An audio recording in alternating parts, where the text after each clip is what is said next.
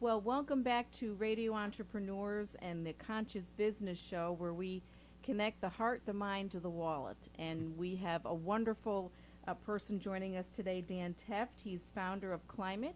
It's actually a crowd investing for climate change solutions. It's a very interesting model, and we're excited that he's here with us today to take us on the journey of how you came to this point in your life and the wonderful members of the business community you're bringing together for your solution. So, Dan, welcome, and take us through the journey that led you here and the purpose of Climate and what you're doing. Okay, well, thanks for having me on your show, Darby. I appreciate it. I wrote some stuff down. I don't know if we want to go all the way back to my journey. It's kind of, I was kind of wired, I guess, for doing this type of work when, like all the way back in middle school, when you take the aptitude test. Oh, sure, yeah. And they said, oh, well, you like people and you like to help people, you'll be a good, like an ambulance driver or a fireman or a interesting. nurse or something like that. Yep. Well, back then, I was a full-time biker, and my big thing was riding as fast as I could through the woods on my motorcycle and jumping off of cliffs into the water and Oh, gosh. jumping off bridges. And I saw myself more as a stunt man, I think, Oh, than, yeah, than a nurse. absolutely, So yeah. I was too macho to do anything like that. But my career path out of school was through maximum security corrections. I worked as a corrections officer Oh, for my 10 goodness. years. Yeah. And then into telecom, and I was part of the telecom bubble burst in Oh, 2000. great. Okay, okay. And then high voltage power. So My that all goodness. kind of Yeah. went more along with the stuntman kind of work, right? And in 2005, I was in an accident at work and pretty severely injured. I was on comp for 18 months. Oh, my goodness. And during those 18 months, I had a lot of time to think about, is this really what I want to do with my life? Oh, But I've always been entrepreneurial too. I've always had something on the side, fixing Yeah. other people's motorcycles or plowing snow, or I always had something going. right. And during the time when I was on comp, I had moved to Colorado, and I was invited to a business that was just launching with a socially conscious REIT. Are you familiar with REITs? Oh, yes, Real absolutely. real estate Yep. investment trust. Yeah.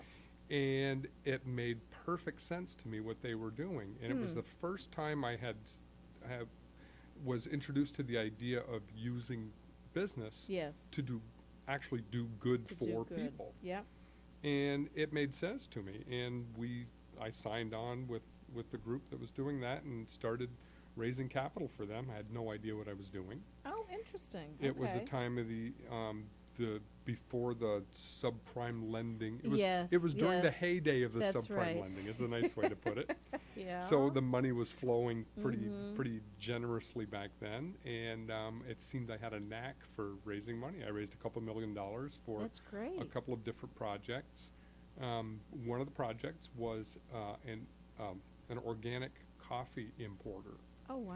Okay. And one day he asked me to research the idea of growing trees on his coffee plantation for another revenue source for his business. Oh, very interesting. Okay. And it only took me maybe an hour to figure out that he couldn't grow teak trees in the same place he grows coffee. But at the same time, I was introduced to the idea of growing trees to generate carbon credits and sequestering carbon and growing trees for profit. And it just struck me in the moment. It's like, what an amazing business idea, replanting tropical rainforests for profit, right. doing good for the planet and making money at the same time. I'm in. 2 years ago, I started my capital coaching business back up as Tree Banker, and that's online, treebanker.com. It could use a little updating, but while I was interviewing securities attorneys for my clients, in Boston, Steve London from Pepper Hamilton Okay. introduced me to the idea. I told him my story pretty much like I just told you guys, and Yeah. and he said, well, have you looked at the Jobs Act? Have you thought about using the Right. Jobs Act exemptions to build a similar business?